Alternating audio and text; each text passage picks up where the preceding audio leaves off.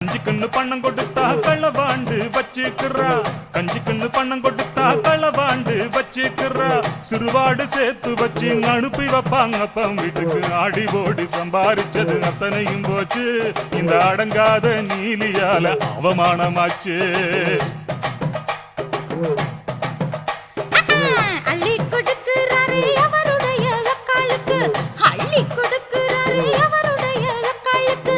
சல்லிக்காசு தருவதில்ல, சாப்பாடுக்கும் வழியும் இல்ல. தாலி கட்டின நாள் முதலா சண்டையாயிருக்கு.